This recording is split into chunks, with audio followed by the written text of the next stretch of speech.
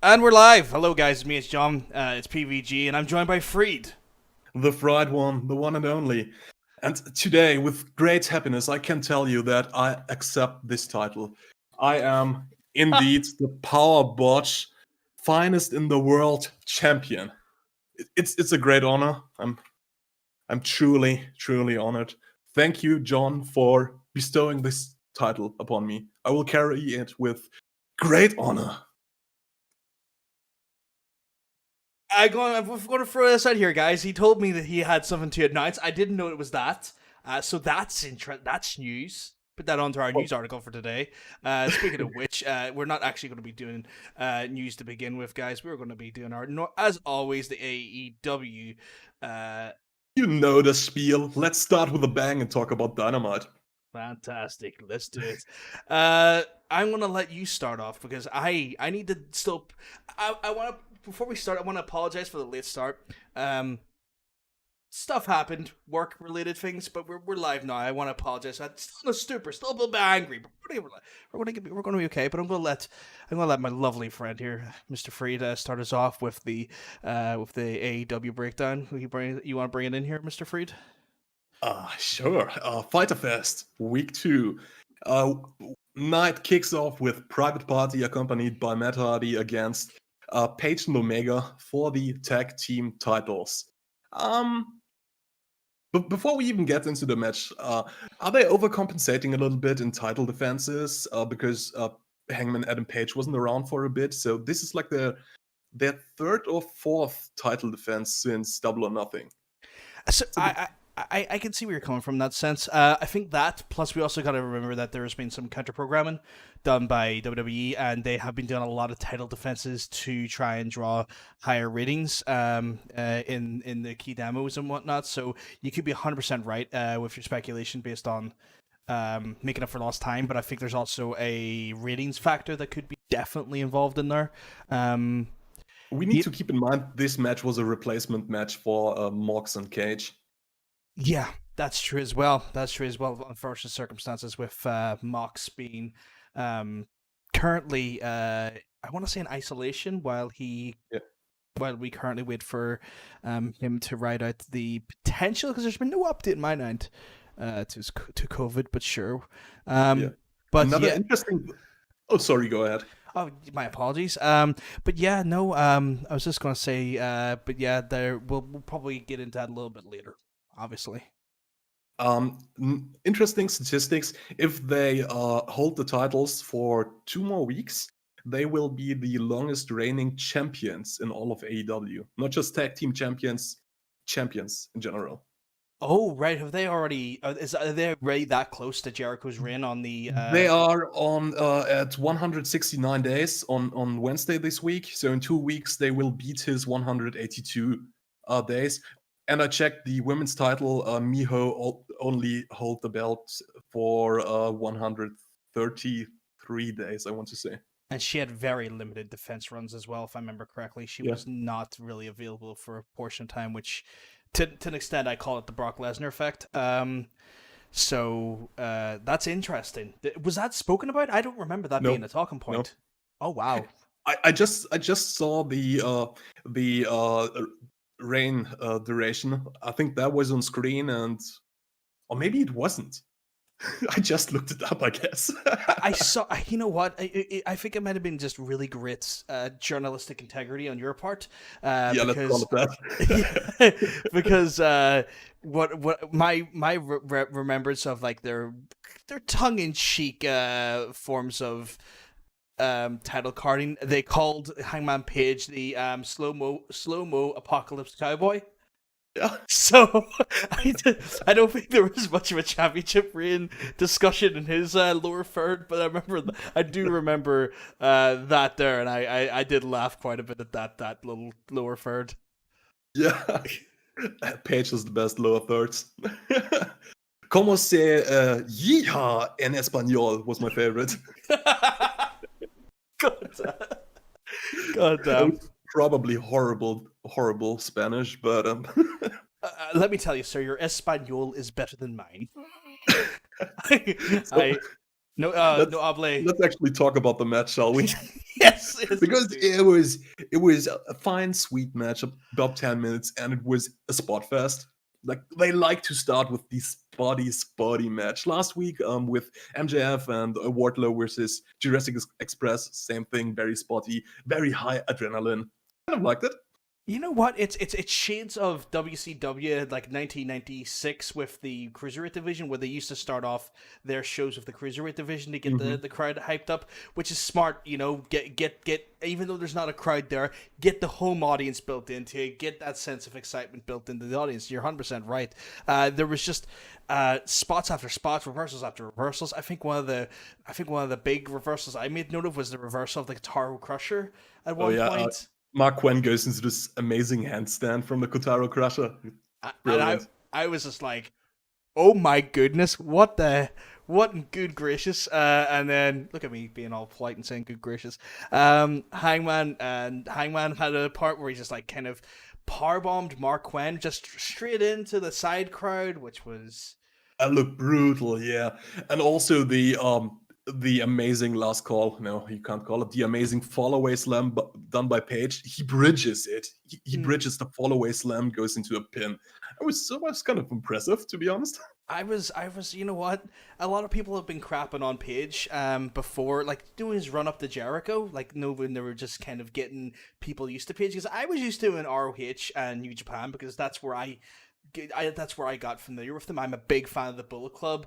You know, I still watch New Japan to this day. Still a big fan of the OGs and whatnot's going on over there. And I saw what he could do over there, but I think Western audiences on that scale didn't really warm up to him too well. Where I think the audiences fucking love him now, and he's getting to show what he can do. Cowboy S-word. Cowboy S-word indeed. That's good cowboy S-word. Yeah. Private Party are really good in this kind of spotty match. But they also tend to be a little bit botchy. This week, I think they mostly behaved well. But they did the double Spanish fly. That was a little bit botchy, but the rest of the match just looked fine, You and know what? it really helped the match. You're 100% right. I've seen them, like, especially off like the likes of a Hurricane Rana and stuff, especially if they're doing like big Frankensteiners and stuff.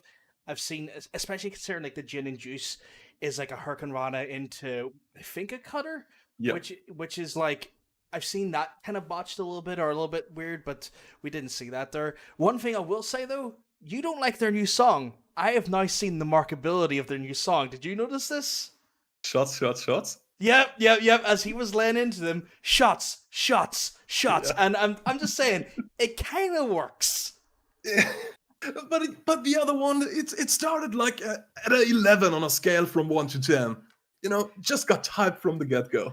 It was a great song, like still a great song. But I feel like this one's kind of like Yeah. Matt Shots, Hardy's shots, in. shots. You just don't like it in song in a way. I'm just saying, this one's kind of like an angrier version of Power Party. Hardy Party is in full effect. We're getting those shots, and it's great because it's like a dance move too.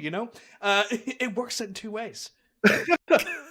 What I also liked about the match is the great storytelling between Omega and Paige.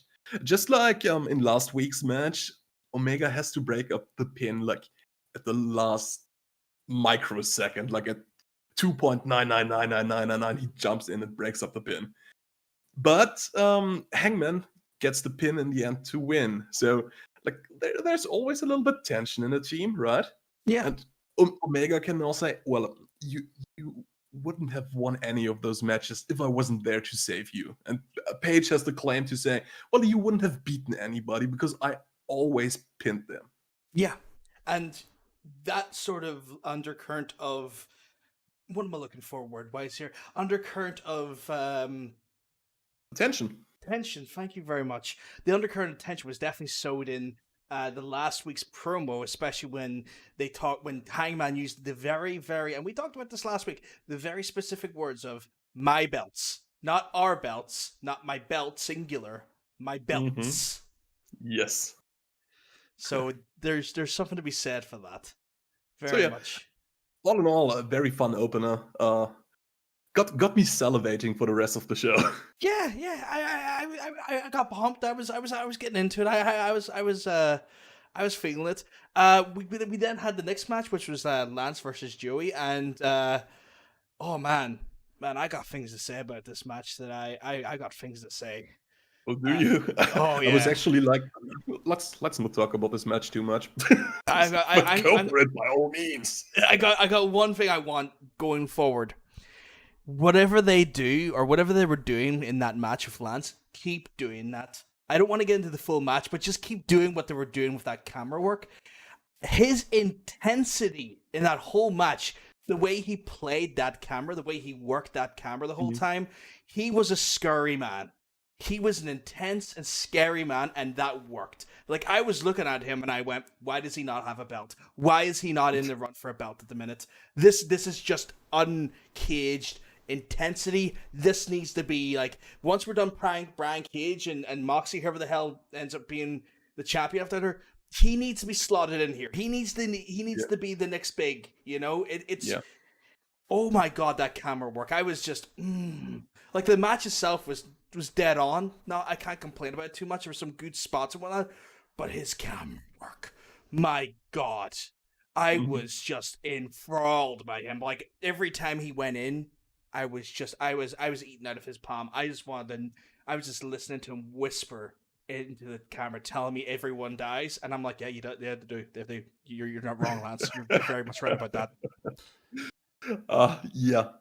Just to clarify, I don't think it was a horrible match by any means. It was just a nothing match for me. I wasn't invested in the quote-unquote story. It was an extended job match, squash match, if you will. Yeah. But the finish was like, holy S-word. Whew, that was a stiff blackout, wasn't it? Straight from ring apron into the table. Oof. Yeah. That looked brutal. I call that the Joey Janela special. If he, Yeah. it's like, I did send you I think last week the clip when Zandig slammed Joey Janela from the building. Yeah, and That's the Joey Janela bump. yeah. That's why I've been calling the Joey Janela special now, because like I'm just seeing him put himself at risk, which is not something you should do regularly, by the way. But True. I'm going to throw this out here. I love seeing it. I can't get enough of it. By the way, jumping off high places, should we talk about the Darby Allin video package we got? Oh yes.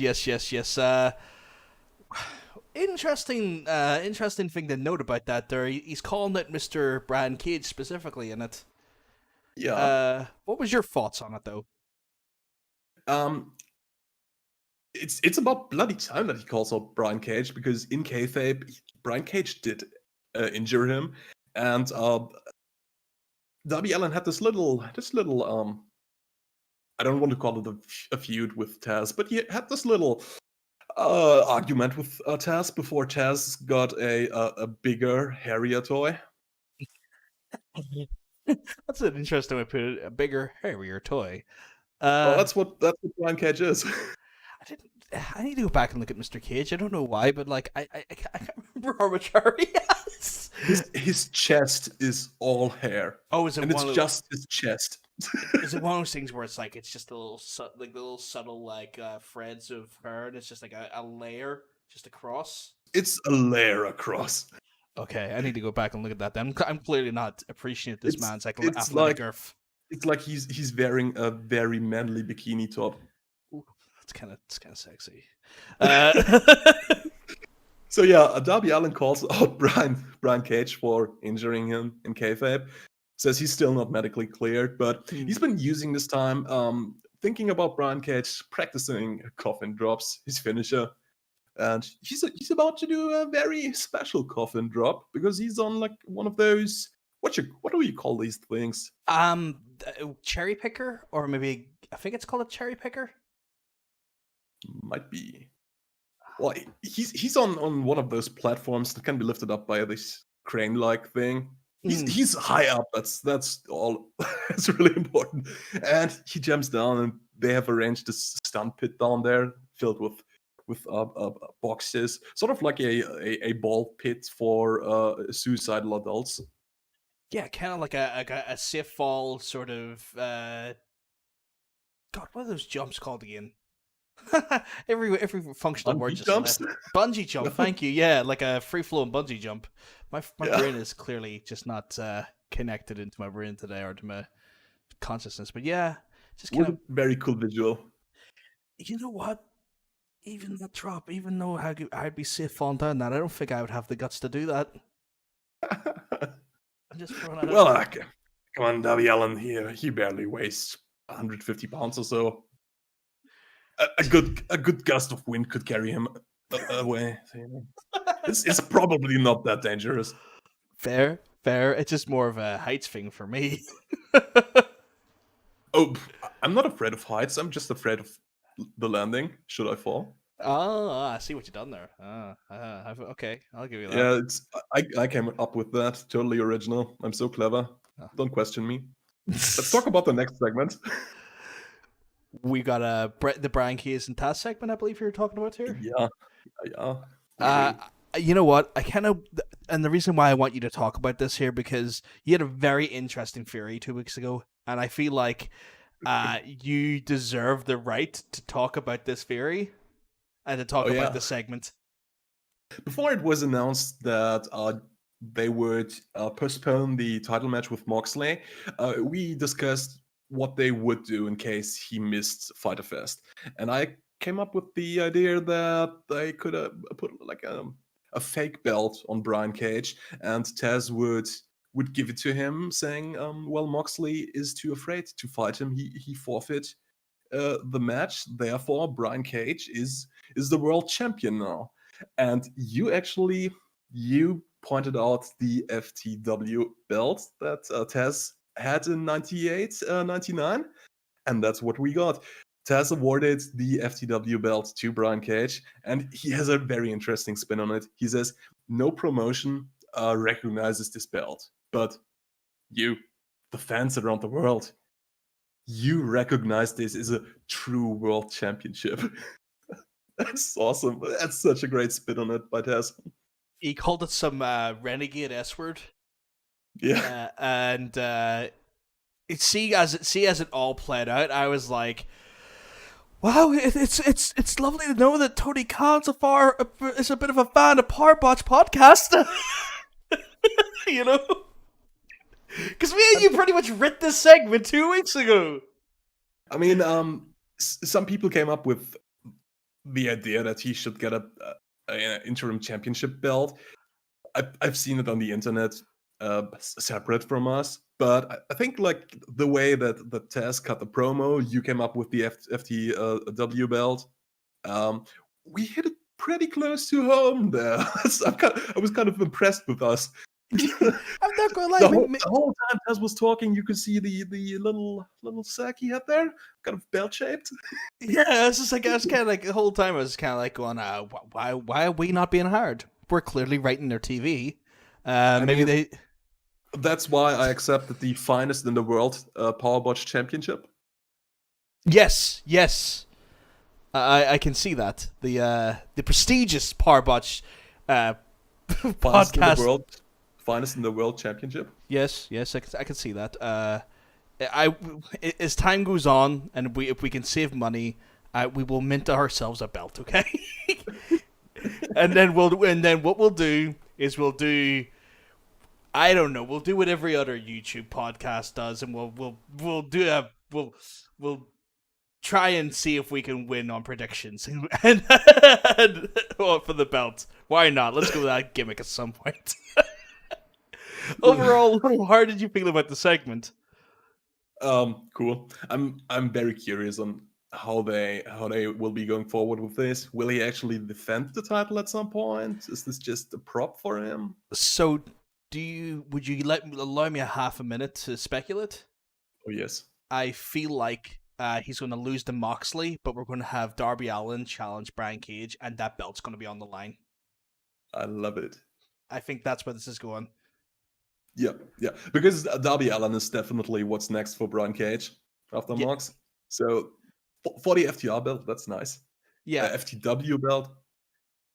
It's an easy one because they're like pretty much like 2/3 of the same thing. Dude, ever since I watched Dynamite this week, I was mixing up FTW, FTR constantly. It's horrible.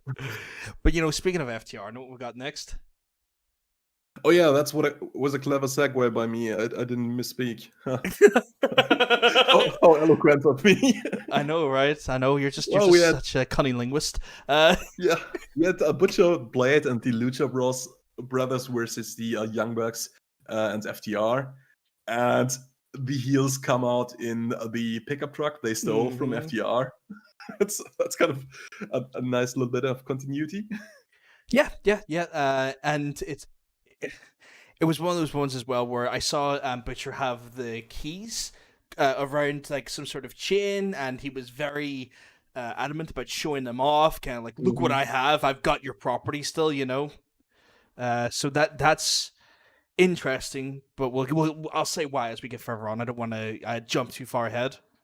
Before we get into the story of the match, once again, Sean Spears and Tully Blanchard were in the crowd and observing FTR. And right when the camera cut back in the ring, you could see Cash Wheeler in the background. Yeah, he has a little black glove there. Has picked up a little gimmick for himself, and he does like the 4 sign. I noticed that as well. So we got more seeds are being sown here, and so we can comfortably predict 3 of the 4 members of this 4 horsemen homage. And it was shown on, I believe, Twitter or on the news cycles last week that Ric Flair gave this new potential established 4 horsemen his blessing, because Tully yes, he did indeed. Nice. Because Tully and Arn are actually involved. He gave it his blessing. Interesting. That's very cool. Yeah, I thought that was very cool, considering he's a signed WWE talent who's being brought into coronavirus and infested waters constantly for TV. But we're not going to get onto that point. But we'll get to the match, though. Story of the match was beautiful. I feel like before we get into spots, I just want to do my best to recap the story of the match. Mm-hmm. Because at first, FTR start in the ring, and they only tag themselves in. Like, Dax only tags Cash in. And the first time the Young Bucks get into the ring is when they use a blind tag. And then they actually only tag each other. So, there's distrust there. They're working amongst themselves, like. Mm-hmm. And the breaking point comes when Nick is getting pinned in the ring and Dax rushes in. But Nick kicks out. But he could see that Dax was kind of there for him. So now with a little bit more of an understanding there. They're in this match together. They have to work together to win this. Yeah. Yeah. And then they start to work together, and it's beautiful. Because you see Dax and Matt hit moves together. You see Cash and Nick hit moves together, and they do each other's moves. Like they're tag team double moves, like the super kicks, or even a shatter machine between Wheeler and Nick. And I'd like to think, on the one hand, it's they're showing off that they can work together, but on the other hand, I think there's a little bit shade thrown in there too. Like, yeah, you're the second best tag team in the world. I can do your moves as well. I did notice at one point, though, before they even started to be cohesive as a unit, Nick and Matt done a spot, and Dax marked out, and you can see he fully marks it. He goes, "Oh my god!" Like, you can see him. I don't know. For a second, I thought that was a genuine reaction of his, because maybe he just had never seen that in the ring before. That was the rope stuff between Ray Phoenix and Nick Jackson, right? Yeah. That was just a thing of beauty. They both hold each other's arm, and they jump on the second rope simultaneously on the top rope, do a little flourish there. It was, yeah, I would mark out if I was standing 3 meters away from them. And you know what? There's a real innocent like beauty to that there, and the reason why I say it innocent beauty is because you can see someone who worked in a previous federation maybe wasn't feeling as great about his career choices or his placement in the federation at the time, and maybe falling out of slightly love with wrestling, and then to be in a totally different place and to see this here, and just that flood of emotion come through. I was like, yeah, it's good to see Dax is happy. It's good to see he's getting excited here. You know, there's like on a very personal level, I'm kind of like, that's cool. That's cool. I like that. Yeah, that's very cool. And did you also read this week that they weren't allowed to do the spike pile driver in WWE? Vince is indeed banned it. Any pile driver, with the exception of the Tombstone, has been pretty much banned. And I think he allowed Rey Mysterio maybe twice to do a Canadian Destroyer, because I think when he flips it, you kind of disguise it a little bit as an actual pile driver, but it's a rotating pile driver. Yeah, it wasn't about pile drivers being banned. I just didn't know they wanted to do the move in WWE. But that's kind of their liberation finisher. And I forgot which podcast they were on where they mentioned this, because they wanted a secondary finisher, because nobody kicks out of the Shadow Machine or the Good Night Express. Is Good Night Express is there, yes. Nobody kicks out of the 3D. Mm-hmm. It's some of the most protected tag team moves in the business. I believe the podcast you might be referring to was the Inside the Ropes podcast with Kenny McIntosh. Yeah, that's the one. I listened to that too as well. It was a great podcast. Great guy as well, Kenny. Not that he's watching this; he's got better things to do. But yeah, no, that was talked about there, and there is a weird. Vince does have a ban on certain moves. He's a bit weird like that. But there was just, like you were saying earlier, that there was some great versatility and interchangeability in the people doing moves. So again, you had I think it was Nick and it was Matt and Dax done a Meltzer driver, and Nick and Cash done the Good Night Express. So there's like both of them were doing each other's moves, and it was just like okay. And like there was a moment as well where I think Dax went to shake Nick's hand, but then got interrupted by Butcher mid-match. Yeah. So there was an interesting, as you mentioned earlier, build of trust and respect between the two. Yeah, and I think we can talk a little bit more about this after the finish of the match, because there was a little bit more, but it was just so much high octane, high adrenaline BS. Like the faces do this thing where they tag everyone from the team in, so now all 4 of them have the 10 count to do something crazy. Which I think is really smart use of the rules. Like that's understanding you have a rule, and that's going, well, how do I bend this rule, or how do I circumvent this rule even for a period of time? Yeah. And I thought that was really intelligent. Yeah, they hit big superplex, 2 splashes, and they would have won the match if Ray didn't break it up with a splash. And Ray Phoenix does the most holy S-word move I've seen in a long time, because he does a Canadian destroyer from the inside of the ring to the outside of the ring and flips into everybody standing there. It was the most metal Canadian destroyer I've ever seen. I saw that there, and I was watching this during work because I was trying to be as I want to say as versatile with my time as possible to ensure we're getting time to watch it. And let me tell you, just see it. I was in the middle of work on during a call, like not like half listening to the call, just more interested in the match. And I was like, I went, holy shit! And they're like, "Are you okay, John's like, yeah, I just stubbed my toe. Just stubbed my toe." You know, just casual like that. I think I got away with it. Well, and we get the finish when Penta dodges a move by Matt. Right, Matt tries to super kick Penta, but Matt dodges, and Penta dodges, but Matt hits Dex Hartwood on the apron by accident, and Lucha Driver for the 3 count. And that's like the interesting story device. They always use this, you accidentally hit someone, and for some reason, this is like, oh, you clearly meant to hit me. How dare you, you deceitful bad person.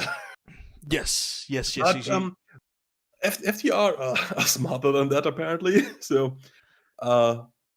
Dax could see that it was an accident, and they shook hands after the match. That was interesting. Yeah, like a real strong. It wasn't even like a hesitant show of respect. It was kind of like a just all in. It's like, no, I'm going to shake your hand. I'm going to shake your hand too. And it makes me wonder: are they baby faces, or are they heels, or are they like the Bucks and they're going to be these weird tweeners? Well, FTR have faced off against a lot of heel teams so far, so that they might be faces, but I want them to be more of tweeners. Yes, because I feel like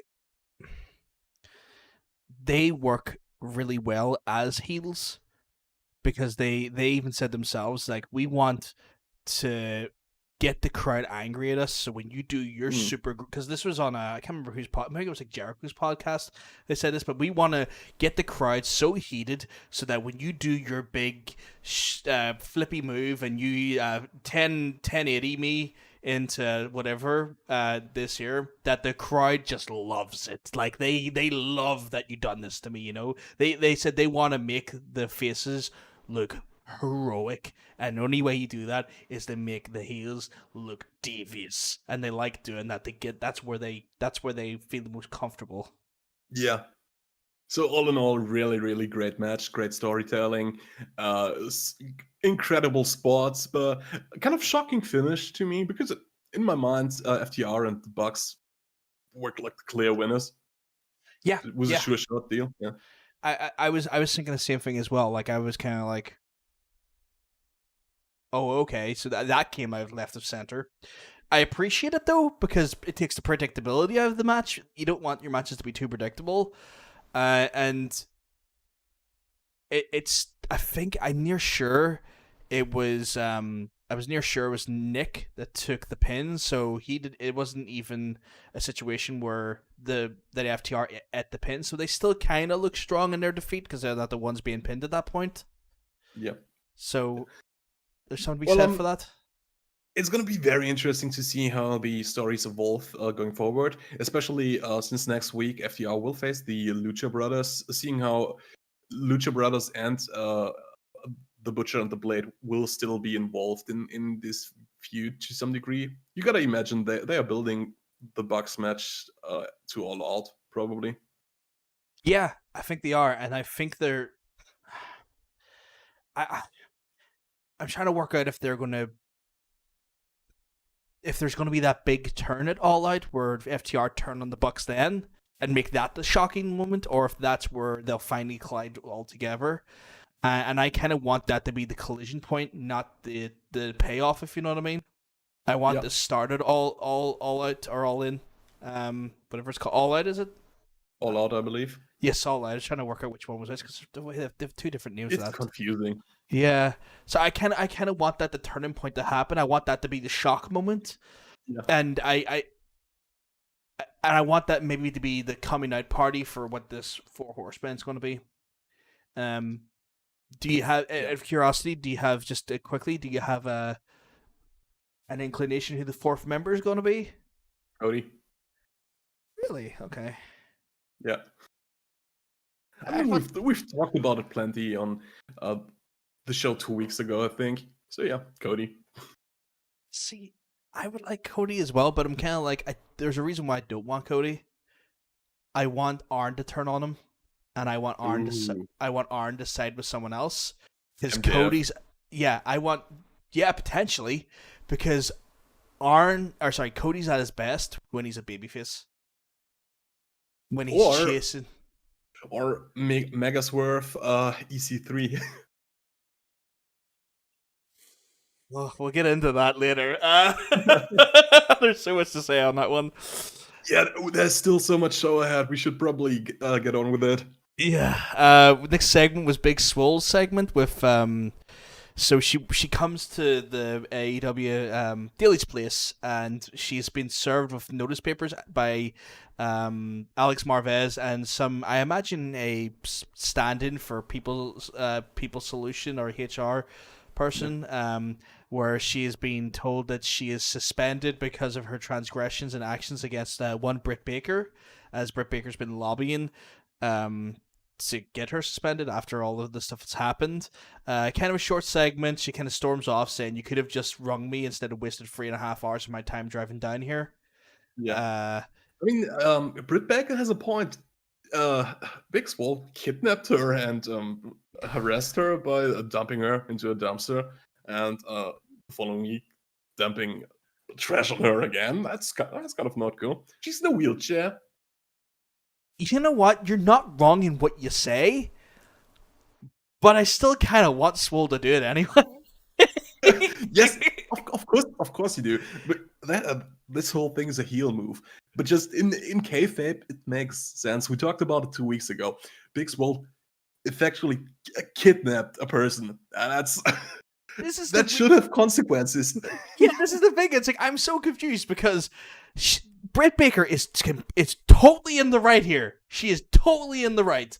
And it's just weird to say that heel is in the right, that heel should clearly be doing that. You're kind of like going, "Oh, I am meant to hate you, but you're not wrong about what you're doing / saying." You see, Britt Baker is a total dick about it. That's why it's okay. So it's just tone. Yeah, it's like, it doesn't matter if it's the right thing. If it's tonally a dick move, well then, That's how heels work. That's why you want the justified heel. The best heel is justified, but you still want to see someone kick his face in. True. That then goes into the next segment, which was sore looking segment, if you ask me. Mr. Colt Cabana is on a medical. There's a match between that. There is. My apologies. I thought that's actually not waste too much time on the match. It was a squash match. Nyla Rose victimized Kenzie Page and Kylan King in a 1-on-2 handicap match, and then she cut a little tiny promo after that, saying she sees all these people who are champions who've gotten themselves a manager, so now she wants a manager. Although only Cody is a champion with a manager, and Brian Cage has a manager who just gifted him a title, and then there's Sean Spears who uh isn't on Dynamite. He's on And then Dark. you have Latch Archer with Jake the Snake. Yeah, doesn't have a belt. But I guess Cody has one, so it must be true. So Yeah. Nyla Rose has gotten herself a little manager, but she did not announce who it will be. Do you have anyone in mind?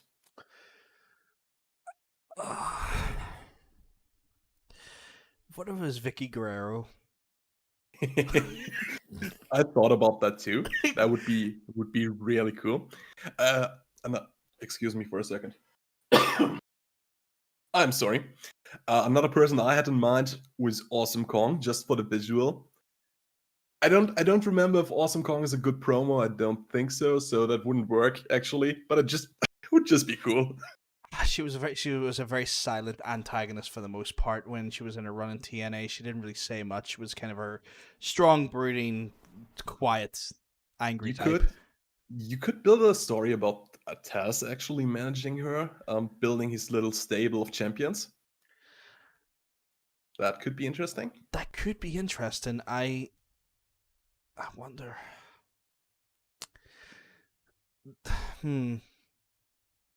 Because the only reason I fought Vicky Guerrero is because we still see her quite a bit, like in crowds and at even involved in segments during pay-per-views and stuff.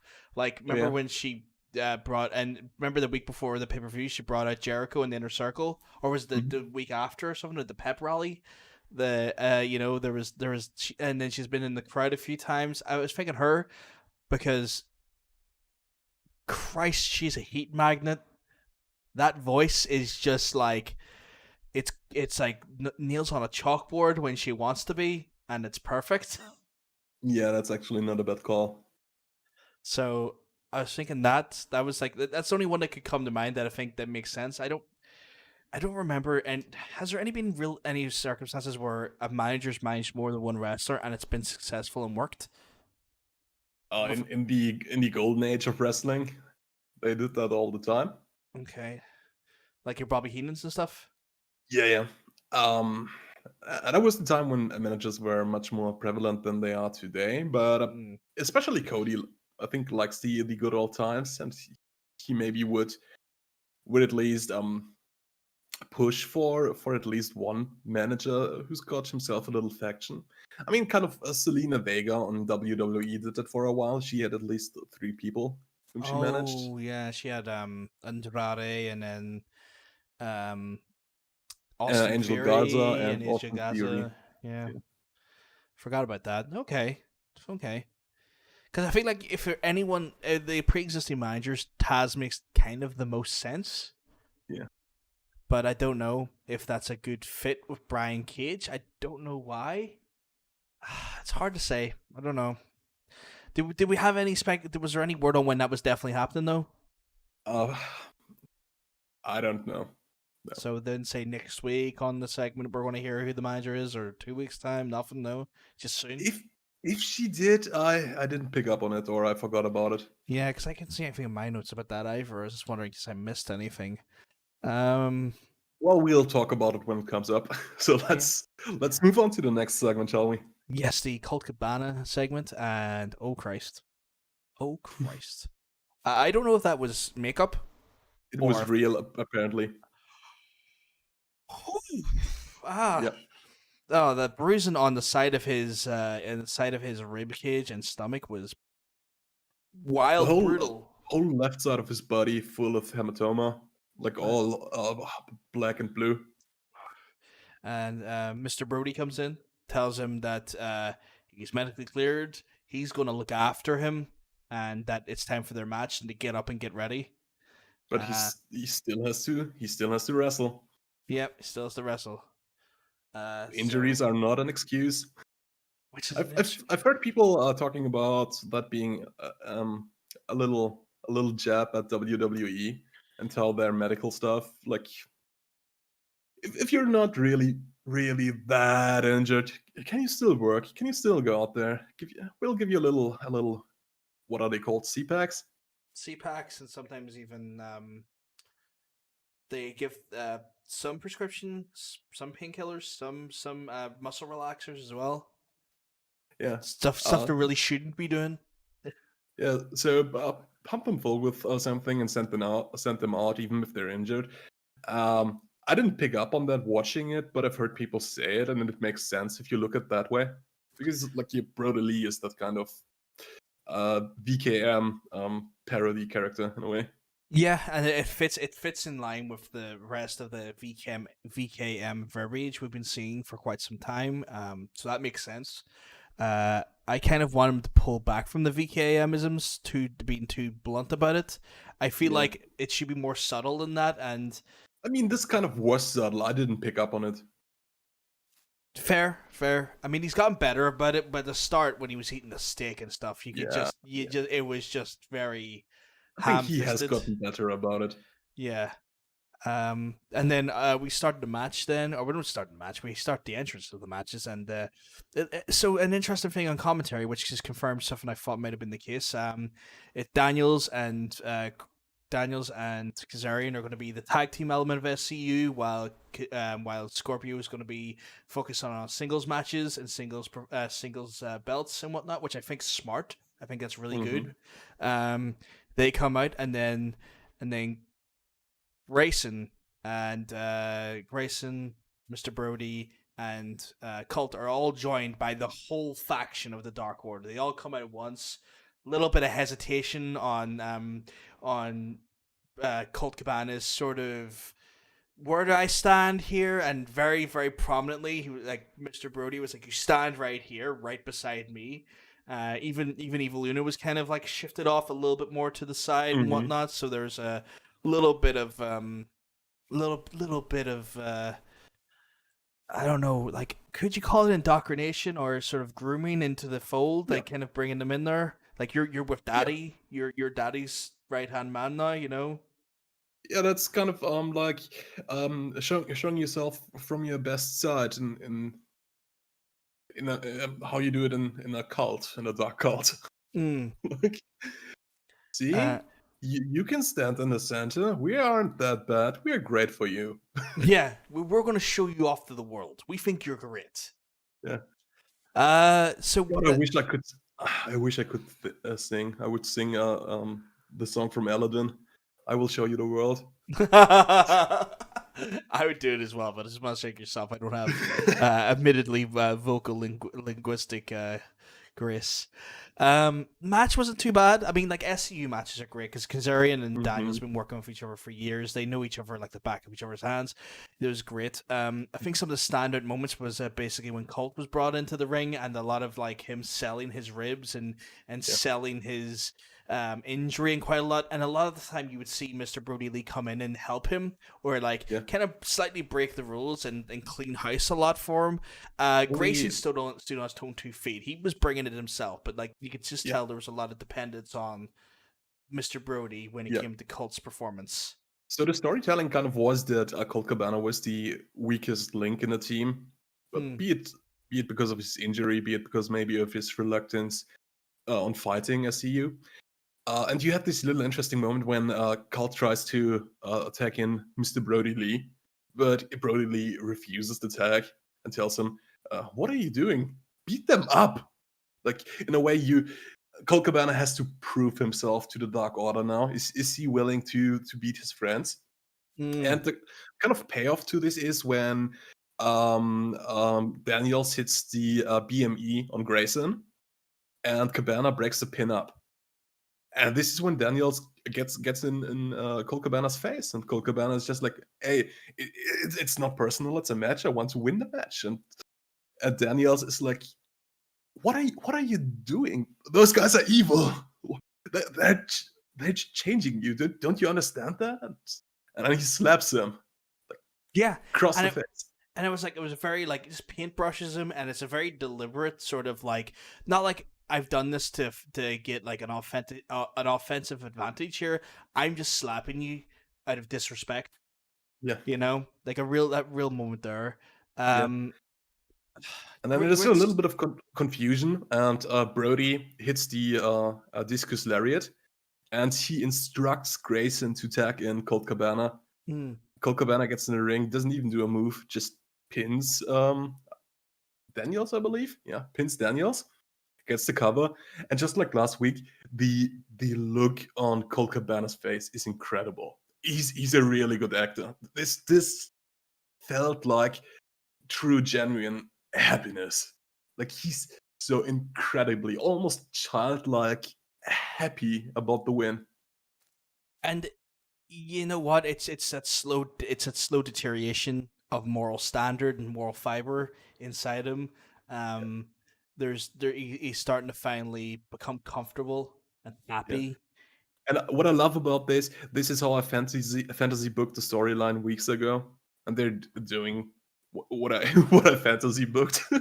I'm just saying they watch the show. No, We're they're creating not. They're just good at booking, or at least good at booking what I like.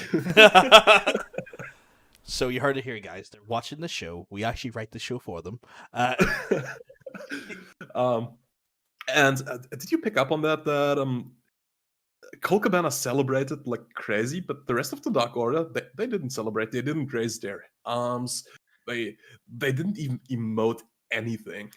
Yeah, and he then was very quick to reduce it and sort of bring his temperament down to match the rest of them. Yeah. It was a very sudden like realization. It's like, oh, no one else is doing this. Oh, maybe I should just. And the commentary made points as well. It's like when you're part of Dark Order, you act professional at all times. Yeah. You know. So yeah, I noticed that as well, and there was that that incremental shift in the temperament of Colt Cabana. Great match in the sense of for storytelling. I wouldn't say it was too spot festy. I think it was just good sort of ring psychology and good storytelling. Overall, I really enjoyed the match. I really thought it was quite good. Our next segment, though, we have another segment with Britt Baker and an unknown antagonist. Yeah, that's one way to put it.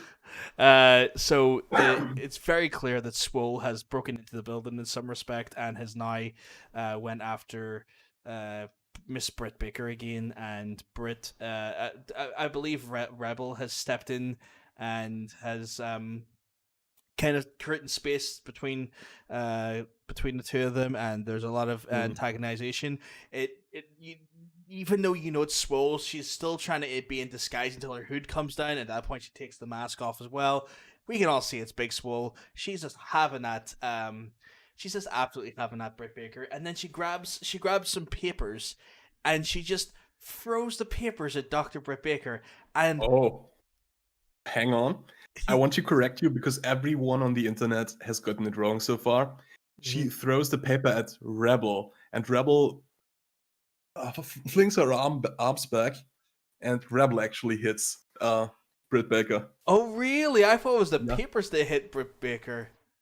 Yeah. Because like she's going for her nose, and she's like this here, and I thought it was hilarious because she's selling a paper injury, and like like a chair shot, and Doc Samson's kind of sitting there going, "What are you going on about? You're fine." Yeah. You know, it was actually Rebel Sand that hit her in the face. I did not even see that there. I thought it was the paper as well. Yeah, I did too, and thought it was hilarious. And then I went back to watch it again just to make sure, because it all happened in a second, right? Yeah. Did I miss something? And, I missed something. but still, the way Britt Baker just screams furiously about this, it's hilarious. I think the way they've used Doc Samson as well has been brilliant, because you can see he's trying to like be helpful and he's trying to look after her, but you also know that he is incredibly fed up of her S word. Did you see what the bodyguard did to help her? No. He had one of those gigantic leaf thingies, like the servants in the old timey movies to like fan the master. Yeah, and that's what he does. You see him at the edge of the screen, just fanning her with this gigantic leaf. Oh my! You can't even make this stuff up. It's incredible. Yeah. So good, so good. Uh, So let's get to the main event then, shall we? the big moment where we have Orange Cassidy versus Chris Jericho, and I don't know if you noticed. I think you probably did. It's probably easy to notice, but there was a bit of a change to the entrance music for Mr. Orange Cassidy. He has his own Hmm. tune on this time, and he comes out with Chuck and Trent, but he tells him to go back. No, he wants to face this on his own. He is taking this on his own. And And sunglasses come off from the get-go. yep, because he's trying. He is trying at this point, and then. He comes out as well. Noticeable fashion as well is that he was wearing the t-shirt that he had bled on, because we can see the uh plaster and sutures are still in his ear from when he busted his ear open when he got hit by the camera jib in Yeah. previous weeks. And he hands off the t-shirt to Chuck, and Chuck kind of looks like, ew, this is nasty. But he takes it back anyway. They go on, and then he comes down to the ring, and then suddenly it's Jericho's turn to enter the arena, and he comes out, and he is actually joined by Proud and Powerful and his faithful Bat Floyd. So Hmm. and unlike Mr. Orange Cassidy, he has kept his entourage with him, Yeah. which and Mr. Ortiz is sampling the finest of OJ while he's going Yeah. down. Santana and Ortiz both have those ginormous jugs of OJ with them. Just symbolism, I guess, right there, Yeah. which I thought was quite interesting. um oh wow, that match starts off like that match Yeah. starts off incredibly. Like this is just a Orange Cassidy does his hands in the pockets spot, mm-hmm. and mind games, I tell you, because headbutt. He just headbutts Jericho. Headbutts Jericho, and he just goes from like 0 to 60 in like a split second. Oh yeah. He's just on fire at this point. He's showing like, yeah, I'm not just a gimmick. My hands are in my pants, but my God, I will kick you. I will jump over you. I will shoulder tackle you. I will do everything to you. I don't need Hmm. my hands. I just do this because I just do this for fun, but I still deadly. Don't mess with me. I am not to be underrated here. Wonderful speed to start off with. Uh, Go right ahead. Sure.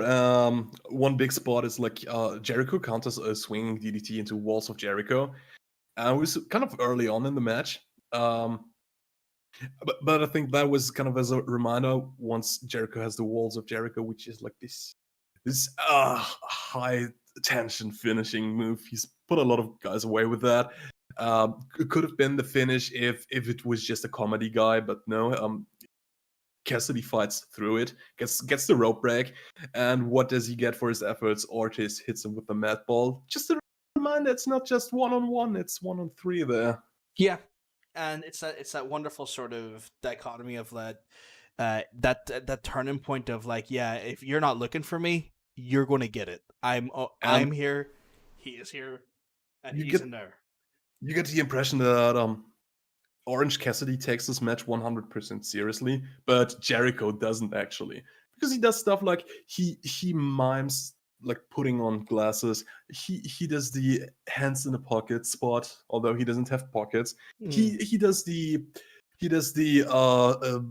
mocking pin. He does like where he just stands with one foot on the opponent and does the front pose. And it's just like little ribs like that there, just as if to say, it's like, you're nothing.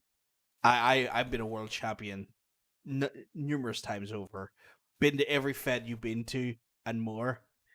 I'm better than you. Almost like, not like an MGF way, but like I'm so much higher than you.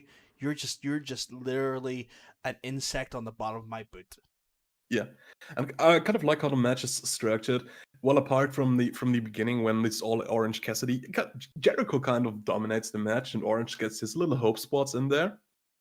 And then at one point in the match, Orange Cassidy kind of looks so very defeated, and she just staggers back to his feet, puts the hands in his pockets, like a little callback to the promo last week, Mm. where Jericho just tells him he's just the joke of the wrestling industry, and Orange looks that defeated, and he does so again, and he does the shin kick, the little little low effort shin kick. He goes a step back to wind up his big low effort shin super kick, and then he hits a real super kick. Hits a real super kick. It always takes his bloody head off, which is Yeah, that was an awesome little spot. There were some interesting submissions as well where, and this is like where Aubrey works so well, where she doesn't get too involved in the match, but she's still there as a real balancing presence, where Jericho is using the rope to kind of like get a bit of more pressure on the actual submission, and Aubrey has to keep telling him, stop doing that, I'll start counting you. And at one point Aubrey just gets fed up and just kicks his arm off it. And it was just beautiful. Into like once that happens, tide turns again. Just that wonderful like moment. I mean, it was the rule of 3. It's just comedy gold there. Yeah, I liked it though. I feel like that was I was just a little cheeky. Like, oh yeah, there is refs in this match. Oh yeah. Later in the match, Orange Cassidy takes off actually his elbow pads, goes into the Superman punch, but gets countered into the walls of Jericho. Like the second time he got countered into the walls in the middle of the ring this time. And this is like, as a fan, you go, okay, you've seen this a million times. He tries to get to the ropes. Jericho drags him back to the center of the ring, which he does. And this is kind of when the babyface or the heel, whoever, taps at this point. Yeah. It would have been kind of an acceptable finish, but Cassidy managed to somehow roll him up. Yeah, that looks sore to do. He kind of like pushed enough pressure onto the mat to kind of like contort himself out of it, like almost kind of bend himself inward, just to get out of the hold. Which oh god, that did not look pleasant to see. Like I was like, how's your spine doing that? But then mine just did. Yeah. Sorry. Mine just reverses into a pin, like you said there, which I was just like, oh god, I don't think I've ever seen that done before like that. Yeah. But only gets him a 2 count, unfortunately. Match continues a little bit, and then Santana throws orange juice at Cassidy. And this triggers the best friends to come out and attack them. And in all this confusion, Jericho grabs his little baseball bat, a little Floyd there, and the camera tries to make it look like he hit him right under the face with the bat. And he goes right into a code breaker. This is like, oh my god, this is the finish, but it's just a 2. Line salt, nobody home. Michinoko driver. Does Cassidy actually? No, 2. Then he counters a suplex into a cutter. I believe Excalibur called it a stun dog millionaire. Yes, the stun dog millionaire. Yeah, swinging DDT, and it's like 2.99. Jericho, true sign of a professional, kicked out at the very, very last moment. It was, I thought he had it there. And then Cassidy like jumps for the Superman punch. He does this like really incredible jump in for the Superman punch. It just runs into the Judas Effect elbow. That looked brutal. You know what? It's the first time, not the first time, but I think it's starting to pay dividends. When I first saw the Judas Effect, I thought like, man, what a lazy finisher. But now that I'm kind of seeing it in practice, and now I'm seeing these moments, I'm kind of like, oh, what a wonderfully scary finisher. This can come out of nowhere. Yeah. And this Judas Effect, of course, leads to the 3 count, because the Judas Effect is probably the strongest finisher in wrestling today. Oh yeah, definitely. It's probably I did predict that Orange Cassidy would win. I guess I have to accept that Jericho wins. Same. This is the only thing, the caveat I had. I was like, I would have preferred Orange to win, and the only reason why is because like Jericho loses nothing from losing. And I feel like I get it, right? It's Jericho. He can't lose often, but he's not lost often. When we need that one pivotal loss, like I mean, he's lost once this year, and that was to Mox, and that lost him the belt. And in theory, yes, he did lose at the Stadium Stampede, but that was like a 5-on-5. That wasn't like 1-on-1. Circumstances it's easy to play that off because it's such exceptional circumstance. But like 1-on-1 in the ring, I felt like that should have been the time where maybe Orange got the win over him. Just to, and I don't think this has put Orange back too far, but I just think should have been there would have been more there for Jericho for Orange, and Jericho wouldn't have suffered. Like he's not going anywhere. We know who Jericho is. I kind of want to talk about something else with going forward with Orange Cassidy. I've heard someone talk about like um, basically now Pandora's box is open. He evolved into serious Orange Cassidy. There's no going back to his silly low effort ways. Hmm. But I don't feel like that's the case. I feel like the best way I can describe it, best way you're going about it, it's a Super Saiyan.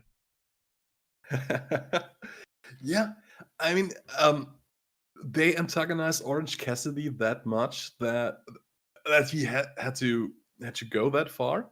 That's no problem for him to go back to his low effort ways, I think, and I probably would enjoy it more. He doesn't need to be this aggressive, serious guy, right? No, It's kind of like the demon Finn Balor he can bring out at certain matches when he really needs to win. yeah, like When the it's way really motivated. what I kind of think of him as like you know, so back in the Golden Age, they didn't have Andre the Giant in every match. He was a special attraction match, Yeah. and I feel like the serious Orange Cassidy is your special attraction, Max. That's your Yeah. special attraction. Like what you're I saying. feel like the Orange Finn. Cassidy in general should be this special attraction, and they did a very good job with him for a long time. They just gave him a couple of matches on Dark in the recent weeks to make his record look better for this Jericho match. Yeah, and I feel like that's what they should do though. Like make him the special attractions. Like Yeah. we don't see him. We see him in segments. We see him doing chicanery with best friends, but we don't see him in ring unless there's something unless something's happened or there's a big match. Like maybe we won't see him wrestle for maybe a few months. Maybe he has a random, maybe 2 months down the line, 3 months down the line, 4 months down the line, he has a match against Cody for the TNT Championship. We have that match at some point because that'd be a special attraction. It's like he going for the belt. It's a big deal. Yeah. But we don't have it happen often. Let the allure build, And if we do have him in matches, put him in multi-mans where he stands on the side for the most part and only comes in for maybe one or two spots. Maybe he does a dive. Maybe he does his little kick routine. But let's sprinkle him. Let's sprinkle him. 100% agree. I feel like we should answer the title question of this podcast. Was this the best match of the year? Oh, the best match of the year. You know what? Oh, that's a hard question to answer. I would say definitely in my top five. There, like you said before we got started, we had that Pac and we had the Pac and Omega match. Omega. Yep. Are we limited specifically to singles matches, or are we including the whole 9 yards with the tag team matches and stuff? I mean, the reason we picked this title is because we've both seen people on the internet hailing this match as one of the greatest wrestling matches ever, possibly the best match of the year. And let's just say singles competition, because if we go multiple men, I could name you a dozen matches in AEW this year alone that have been better. Because that Hangman match with Hangman and Kenny versus the Bucks was incredible as well. The Stadium Stampede match. Yeah. So I say for singles, I would say definitely top five, potentially best of the year so far. But I only say that because honestly, New Japan have had little to no matches this year, and New Japan do some incredible matches, especially if Mr. Kurokushika Okada if going for a title or defending a title. You usually get a 6-star classic in the Meltzer book there. So I would say definitely. I'm gonna say probably my favorite singles match of the year. Yeah. Cool. I guess that wraps up AEW. Yes, it does indeed. I think we will quickly jump on to what is probably Am I right in saying this is it's been a light news week? I mean, Yeah. light in the sense that there's not been much that's been like there's certainly been news. I wouldn't say it's been too big, or it's more stemming off previous stuff we've covered already. Yeah. Do you want to take us through some of the articles for the week? Sure. Last week we talked a little bit about the Pritchard era of Raw and how the ratings are going down. We have now record low, or rather near record low. They beat their previous record by only 1,000 views. So there was always rumoring that Heyman got fired because the ratings were going down, and now they're back to the lowest again. So, and they brought back all the big names and stuff like that, and it's just like they always do. They hotshot book something, and yeah, it brings the eyes in for a little while, but it dies down really quick. Yeah. That's how they booked NXT at the beginning of the Dynamite era. Yeah, and And back then, AEW beat them every week because it was just hotshot booking. yeah, and this is the thing as well, is that we have these situations where this was like this is the second worst ratings yet. They've only been beat one other time, and I believe it was May the 5th was the time that they had the single lowest. But I think there was exceptional circumstances for that there that were like, I think maybe there was something on that was taking viewers away. But we knew this was coming to some extent. We knew that putting Pritchard over it wasn't going to automatically make ratings jump up again. I think everyone knows that it's just Raw is very, very, very. Raw's improving, but Raw is very, very hard to make interesting because the fact of the matter, excuse me, the fact of the matter is that it's a 3 hour show, and there's so much drop off after the second hour. Like, it's normally that's when your biggest drop off happens, is at the second hour, because no one wants to sit and watch a weekly television wrestling show that's the same length as an old school pay-per-view week on week. Yeah. It does a lot for the money. From my understanding, it does a lot of ad revenue because of the additional ad slot, but man, come on. Yeah, and let's just make one thing clear. We're not saying it's Pritchard's fault that the ratings are down. If anything, 4 weeks is not enough time to actually build something new. But you gotta feel like the higher ups in WWE may not view it the same way.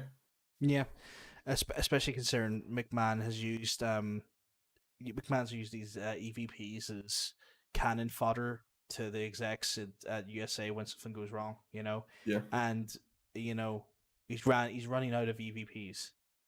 He's only got one now over both shows. And Pritchard's good, but Pritchard will be free, and I got a feeling Pritchard, if push comes to shove, he's in the firing line at some point. Yeah, probably. And I think he knows that too. I think he knows that. He's dealt with McMahon for years. It's not a surprise to him. Yeah. Well, let's talk about something positive in WWE. Heath Slater was on Raw this week. He was, wasn't he? Yeah, and it's he's still under the 90 days compete clause. He didn't sign a new deal. WWE can still call on the wrestlers under the 90-day compete clause to bring them back, and they are actually obligated to come in and work with them. Mm-hmm. But I think it was a really, really interesting segment they did there. Drew McIntyre, WWE champion, is currently feuding with Dolph Ziggler. This is like blockbuster feud there. That makes me turn on the TV. Well, the internet. Sarcasm. Anyway, Dolph Ziggler played his little mind games. He brought a little blast from the past for Drew McIntyre, and Heath Slater is back on Raw, looking jacked like all. And we're not going to go through this whole promo, but it was a really good promo. It's on YouTube on WWE's channel. I'll look it up. It's 3 little videos, maybe 5 minutes in total. Really, really solid stuff. Really appreciate how well, I shouldn't say I appreciate how they use him. It's this whole Drake Maverick thing again, right? Kind of abusing their firing to storyline effect. Yes. That's morally ambiguous, and think about it what you want. It made for a great segment. It did. And you had the great sort of moment where he turns on Drew. He then works with Drew after Dolph and him go at each other, and then you have that like final embrace between him and Drew. It's almost like a send off. It's like, this is your goodbye. We can confirm that Heath Slater's actually booked for Talking Shopomania, which is the big show that jeez, I can't say names correctly. Luke Gallows and Carl Anderson are currently working on, and will be, I believe, is it the 18th of July that's happening, or is that a different day? I think it's soon though. So they are having a big show called Talking Shopomania. And that's I think it must be 18th of July. That's the end of their non-compete clause. Yeah, so I think that's booked for then, and Heath Slater is signed on to do a match there, so that's going to be interesting. One little point. He is probably gonna turn up at Slammiversary, TNA Impact Slammiversary pay-per-view on July 20th. And if I was in Impact's booking team, and stupid, because what I'm about to tell you is massively stupid, I would put the championship belt on Heath Slater now, because just 2 weeks ago the WWE champion hugged our champion. I would market the S word out of that. The only reason I say no is because they used to do that all the time back in the day. It's like, a WWE guy came in, put a bell on him. Yeah, but this WWE guy was hugged by the champion. Our world champion is best mates with theirs. But that world champion was a former TNA world champion anyway. Drew McIntyre was a world champion in TNA. Yeah. In fact, he had a massive program with Bobby Lashley. Another WWE talent now. Yeah. I'm going to disagree slightly with that idea. I mean, I called it stupid, but fun. Incidentally, how most people describe me. Okay, fair enough. Oh my goodness. Okay. WWE Battlegrounds, the video game, got a trailer this week. It did, didn't it? It did indeed. Don't know what to feel yet. I don't know what to think. Did you have the displeasure of playing 2K20? I wouldn't say anybody has actually played this game, but people have had it running on their PC and consoles, I believe. Yes. Yeah. I experienced. I Viking experienced the WWE 2K20 on my Twitch channel, twitch.tv. It's PVG, and let me tell you, that game was a big pile of S word. Oh my goodness, what a piece of wow it was. I mean, it's almost like people who bought 2K19, 2K18. You could see the progression there. I mean, it's like we wrestling fans, we never learn when it comes to our video games and stuff like that. We buy the next game. Doesn't matter how shitty the last one was, but this one was so shitty they didn't even announce a sequel this year. They actually stalled development. Yeah. They put development on hold. I liked 2K19. I thought 2K19 had some interesting changes to the like the champ or the road to WrestleMania mode and all that jazz where you or maybe it's called something else or my career mode probably.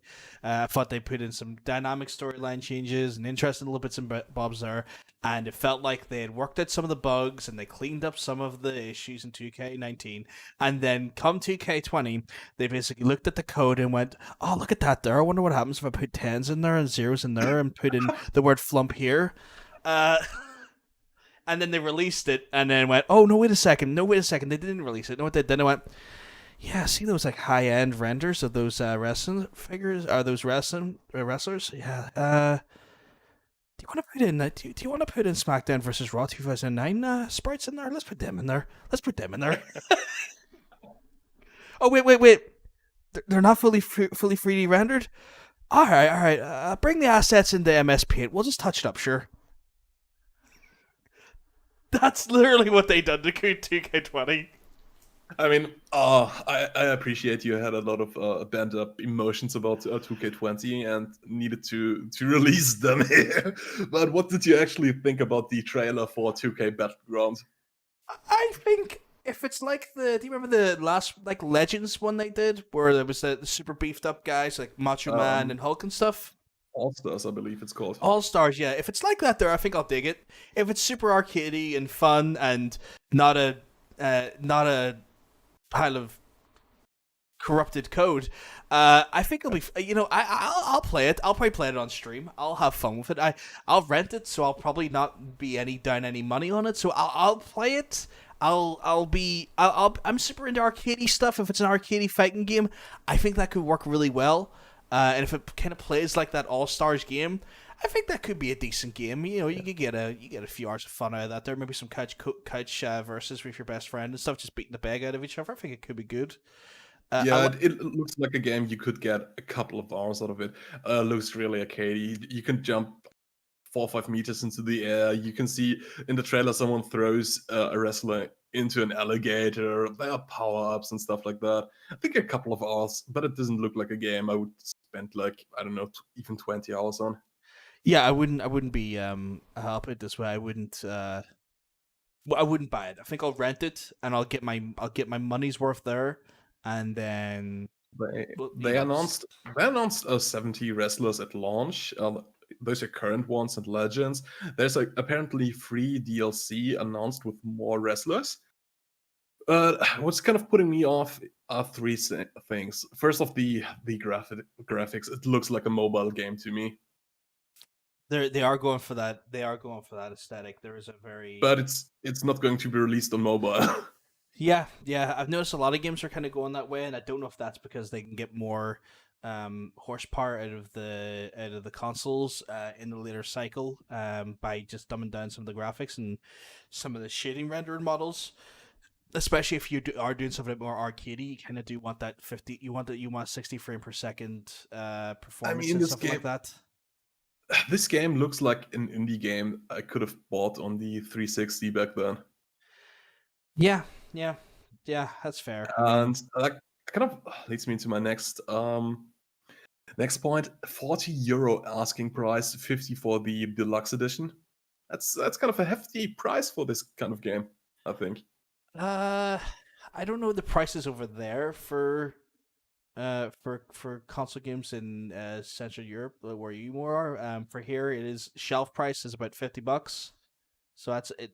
That would be the standard price of a game before even talking deluxe. Yeah, Deluxe probably about 60. Shelf price is 60 or 70 euros, but it's a budget title. Okay. It's not a AAA game. True. I think what they're looking to, I think what they can look at is that, oh, here, you know what? It's got the WWE meme on it. Know what that means? Yeah, but I mean, it's released on PC and stuff. I guess Steam, Epic Store, something like that. And if it was a €20 asking price, I would maybe consider it, to be honest. But $40, that's kind of a lot. Again, this is why I rent these days, though. I rent just to kind of save me on those there, so I don't get that buyer's remorse out of things. I am that, but, especially how fast I cannibalize a game. You know, I kind of have to. Yeah, but the deluxe edition includes 1,100 golden bucks. And this is the next thing. This game has in-game purchases for real money. You can buy those golden bucks. The developers state you can buy everything. You can unlock everything by just playing the game. But look at Star Wars Battlefront 2. You could have technically unlocked everything by playing the game if you had like, I don't know, 10,000 hours to spare. That's not a good argument. I was going I to kind say, of feel like it's this game is just another cash grab on top of the 40 euro asking price. If you really want to unlock like all the wrestlers, you need to put in some cash. my understanding as well is that there is a few wrestlers that are going to be in that deluxe edition as well as beyond that money. So I think Stone Cold and a few other legends are going to be deluxe exclusives on unlock. I did read up on Steam. They only say that you get Edge as the pre-order bonus, and the deluxe edition comes with those bucks. You probably can use them in game to unlock the other ones. I thought it was Stone Cold was like an option for in a deluxe or something as well. I must have read that wrong. Might be. Well, Yeah, that's that then. SummerSlam. How about SummerSlam? SummerSlam that is now coming out of the Performance Center where it should have been all along instead of the massively planned affair where they had booked a full rigging crew as well as lighting crews and every other required entity to run a live show and wanted to run a live SummerSlam emanating out of somewhere in Florida, I believe, if I remember correctly, in the end of July. Oh my God! What? And this was still being considered after their confirmed positive tests as well. Yeah, it's mental. Glad they finally wisened up to go to the Performance Center.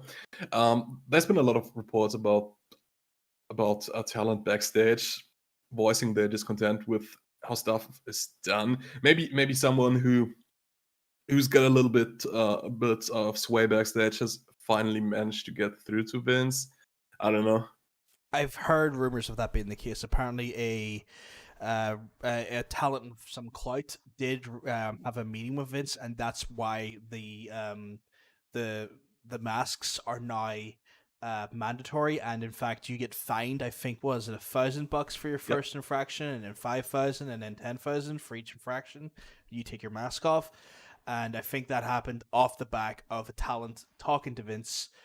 Stating their concerns. Now, if I was going to assume it was any talent, I think there's only two people who I think he would listen to. Maybe three, and the third one's a stretch.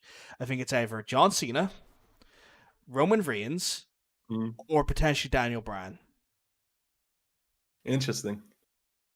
They're the only three people I can think of that could go into Vince, and Vince would go, "Oh, now you mention it. Maybe you're right." What do you think Triple H stands on all of this?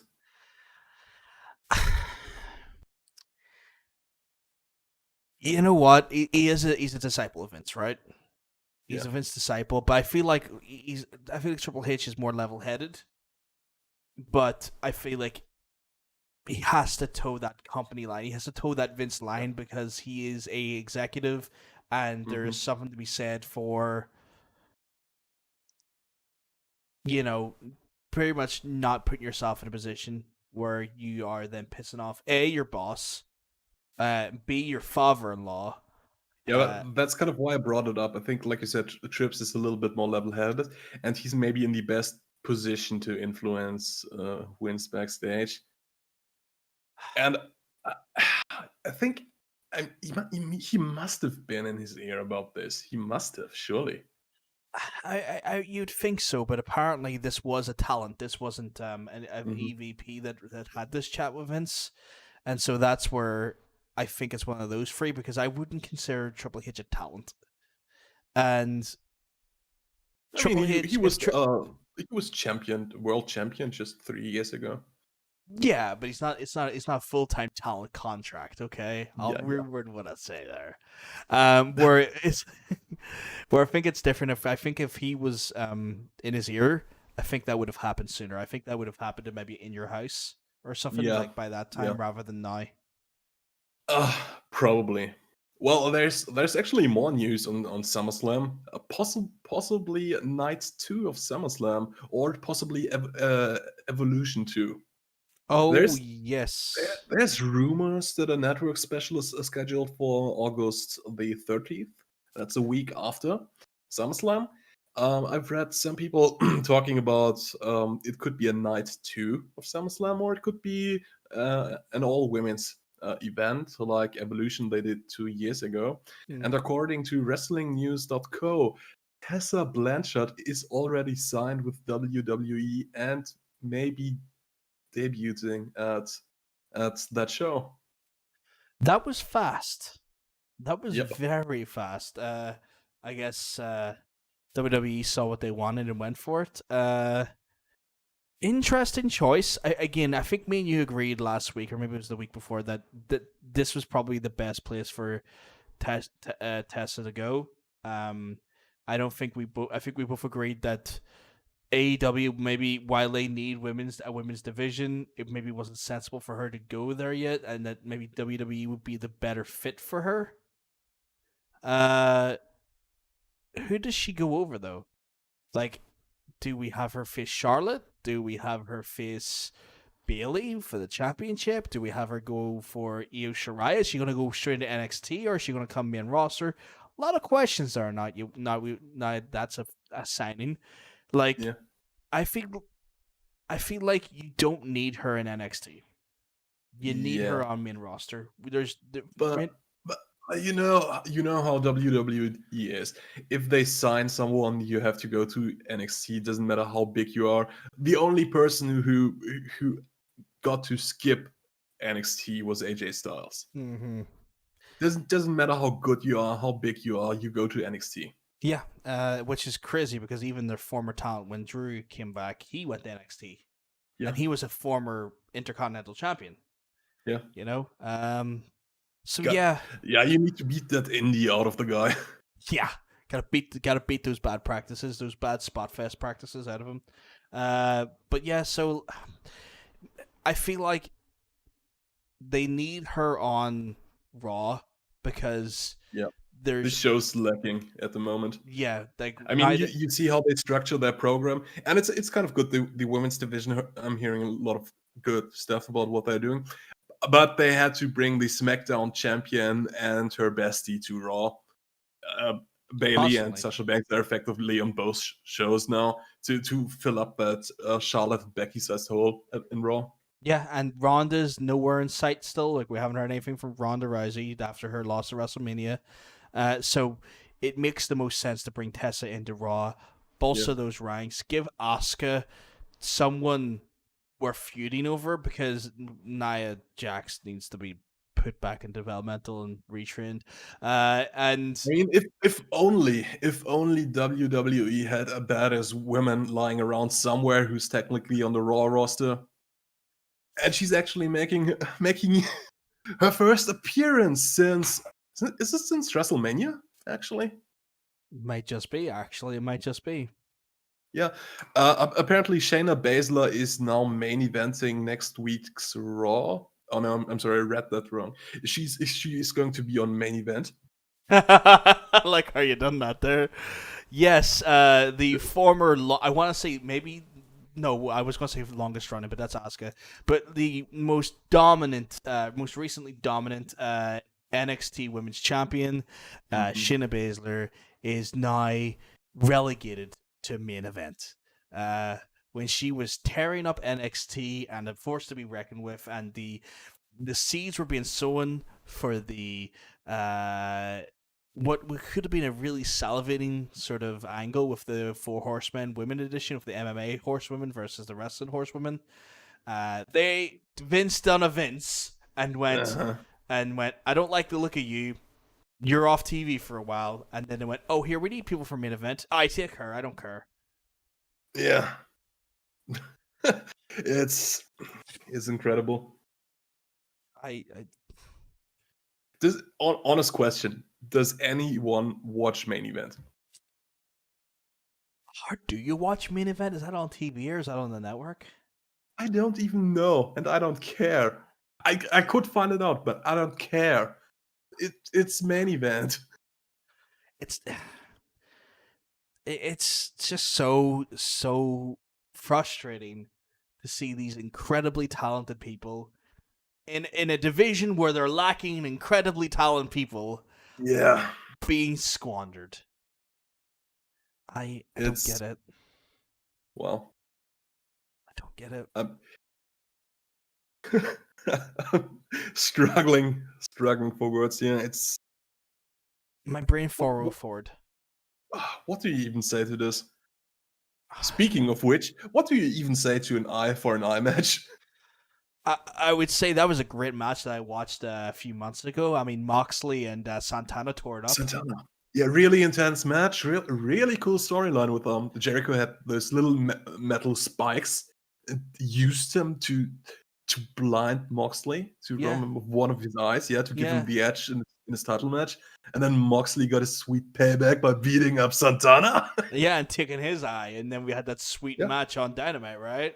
What a match! Was really cool. Yeah. Yeah. So I mean, why is it in the news this week again? Remind me. Let me just double check my notes here. Oh, for Extreme Rules, there's an eye for an eye match involving John, the horror show at Extreme Rules. Oh, my apologies. The horror show at Extreme Rules in the middle of summer. I heard a voice in my earpiece reminding me it's actually the horror show at Extreme Rules. You can't make this mistake again. Oh, I apologize, Vince. I'm sorry about that. But yes, no. What is going on? What is going on? Like, apparently the stipulation. It's not even like. So they. I will give them some credit here. The stipulation is that the only way the person wins is if they rip the eye out of the individual they're facing. So they have to physically remove the eye. Hold on. Did they actually say that? Yes. I read the statement they put out yesterday. That wasn't in there. No, legit. The stipulation is there's no pinfall, no submission. They literally have to remove each other's eye. It's so I'll give them that. They're going above and beyond. But I'm curious to watch this. I'm not going to lie. I want to see how they do it. Apparently, it's being touted as one of the no way they're doing those theatrical matches now once a pay-per-view because they're in the middle of the lockdown era. It's speculated that that's going to be the theatrical match. So we might see some sweet fake prosthetic eyes being pulled out at some point. No. Here's what's going to happen. It's one of those cinematic matches. I give you that. But Rey Mysterio will wake up and he will find himself in some sort of trap, and then over the TV, which Mysterio has to watch at a really awkward angle, you see the Messiah Seth Rollins, and he tells Rey to remove this trap, he has to get the key, and the key is in Mysterio's eye. So Mysterio has to gouge out his own eye to free him from this mortal trap. Just all you hear is, it's all. Would you like to play a game? Yes. It's Irish Saw, right? It's Irish Saw, yeah. Just Irish Saw. I no, just stop it. You know, can you not? It's stupid. How could I not go there? No, not you. I want them to stop it. I'm fine with you. I'm just upset at them at this point. I'll give them credit. The stipulation's an interesting one. The stipulation's a unique one. It's just one of those ones. As I hear it and as I think about it, I am just baffled by the insanity of what is being. Like, what the hell? Like, honestly, what the hell? I mean, weird stipulations kind of follow Rey Mysterio around. Remember when he and Eddie fought for the custody over Dominic? Yeah, that's true. That's a great stipulation for a match. Oh, one of the best stipulations yet. Best stipulation yet. Oh, but I'll give them that. It kind of piqued my curiosity, but it's so stupid. It is really stupid, and like, I don't know. Like I can't remember that far back. Uh, was the Santana and Moxley match a big draw? I can't remember. Was it? It was a transitional piece in the storyline with Jericho. It wasn't a big draw. I don't believe so. Yeah, because that was in the But lead up to the title match. yeah, and they didn't market that the only way to win is to gouge your opponent's eye out. Yeah, they did. They didn't. They just called it an eye for an eye match. didn't didn't Moxley, he attacked the eye the week before the match, and that's how they got to the match. Yeah, He, yeah. yeah, He used his keys and just like took out Santana's eye, and then yeah, the week before the match with Jericho, it was Santana and Moxley, and it was just a Dynamite match, so it wasn't yeah. even like a pay-per-view level match because we had a pay-per-view level match coming. Oh, But how good was Moxley versus Jericho? That's in the another match that's for the top 5. that's the other one I was trying to work out if it was better or not than Orange Cassidy versus Jericho. Funny I enough, mean, just think of the finish when it's revealed that the eye is already healed, yeah, and Moxley was just messing with Jericho the entire time. it was just beautifully executed, wonderfully executed. But I didn't see the eye for an eye match as a pay per view match, but apparently it is. Apparently, according to WWE, this is pay per view level stuff, and I'm sure it could be. But the stipulation is still just boogaloo. It is still just. It's a stipulation fitting the horror show that is Extreme Rules. Oh, that's one way of putting it. Do we have anything else on the old docket for news today that we want to go through? I mean, we could talk about the redesign of belts, but it's kind of a more visual thing. It is. I like it. Therefore, we have discussed it.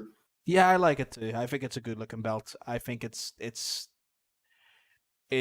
feel like it's a throwback belt, and I do wonder if they brought that belt out to.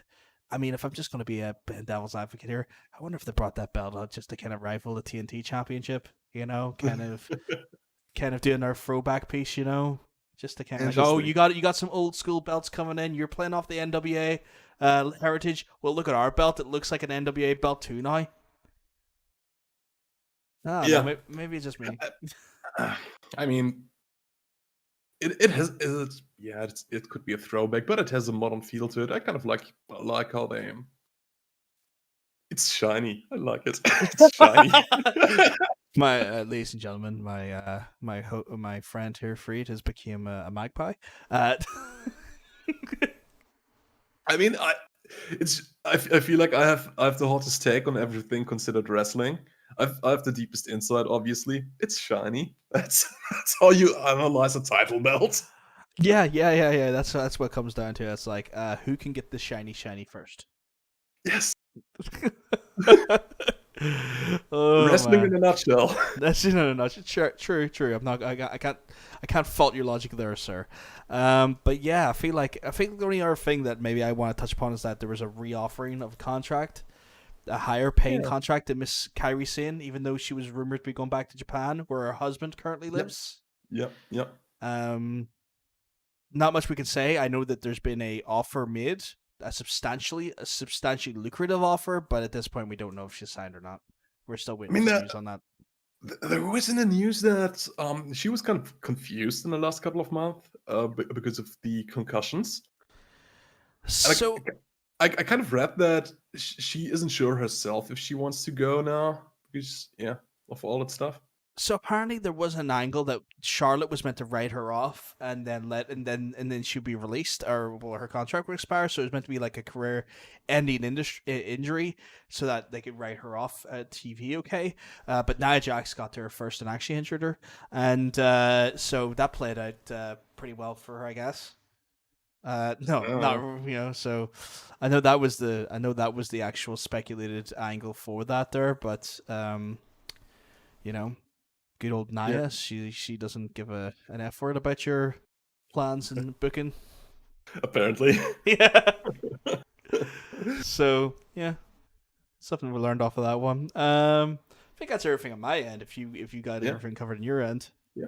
I mean, almost hit 2 hours this week. You want to wrap it up? Yeah, we can wrap it up, guys. Guys, if you have enjoyed the podcast, of course, what you can do, if you're watching this live on YouTube, you can hit that subscribe button. Why don't you hit the like button while you're at it? Top of that, even if you watch the recording of this, you can still hit the thumbs up, like button. Yeah. Apparently, it helps. You know what you should do though, really though, so you don't miss out as we go live with our podcast. Turn on the wee notification bell, give it a wee ding ding. That way you don't miss out on the podcast as it goes live. Hell, if you're watching it after the fact, hey, you're catching up because you know what happens. People are busy; they can't see us live. Drop us a hot comment. Let us know what your favorite match of Dynamite was this week. You know, just drop a little hot little nugget of glory in there. You know what? I'm gonna reach out there. I'm planning to do a little segment where I get to fantasy book little wrestling angle, like on the fly, something really silly, maybe an idea for a gimmick or something. Just write a suggestion in the comments. I won't look at them. John will take a look at them and he will just throw them at me so I can improvise. Yeah. If you want me to fantasy book something, just leave a little comment there. Blind booking segment, guys. Drop your comment hot into the comment section below, please, and I'll sort through them and I'll throw them at Freed. But anyway, guys, if you have enjoyed the podcast, or if you want to listen to us elsewhere at a pre-recorded point, you can catch us in a multitude of places. We're on places like iHeartRadio. We're on your Deezer. We're on your Spotify. We're on your Podbean. We're all over that noise. Check us out wherever you find podcasts. Anyway, guys, except iTunes. Except iTunes because screw that platform. Who cares about them? I guess. But anyway, guys, my name is John, and I was joined today by Freed. It was my pleasure. Good night. Good fight. Have a good one, guys. Peace.